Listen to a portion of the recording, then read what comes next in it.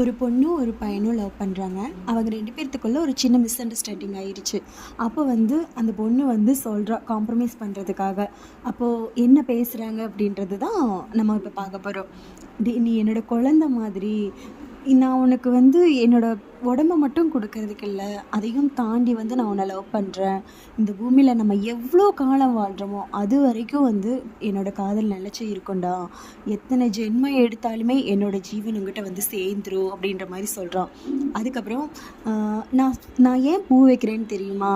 அந்த நான் வைக்கும் போது எல்லாமே வந்து உன்னோட ஞாபகம் வந்து நீ என்னை கூப்பிடணுன்றதுக்காக. அதுக்கப்புறம் அந்த பையனுக்கு கொஞ்சம் கோபம் போயிருச்சு.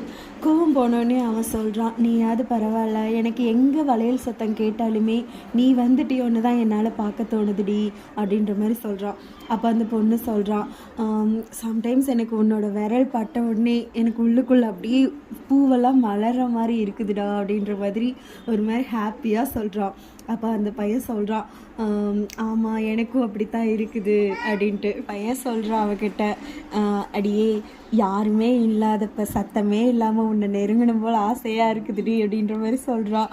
அதுக்கு அவன் சொல்கிறான், ஐயோ அப்போ யார் பொண்ணு யார் ஆணுன்னு தெரியாமல் போயிடுவேடா அப்படின்னு சொல்லிட்டு சிரிச்சுக்கிறாங்க. அப்போ அடியே நீ பேசும்போது என்னோடய உயிருக்குள்ளே அப்படியே ரொம்ப இனிப்பாக இருக்குது அப்படின்ற மாதிரி சொல்கிறான்.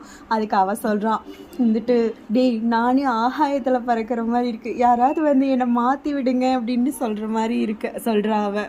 அந்த பையன் சொல்கிறான், நீ விடுற சுவாசத்தை என்னோட ஆயுள் முழுக்க நான் சுவாசிக்கணும்னு ஆசைப்பட்றேன்டி அப்படின்ற மாதிரி சொல்கிறான். இந்த ஸ்டோரி உங்களுக்கு பிடிச்சிருந்தா லைக் பண்ணுங்கள், கமெண்ட் பண்ணுங்கள், சப்ஸ்கிரைப் பண்ணுங்கள். தேங்க்யூ.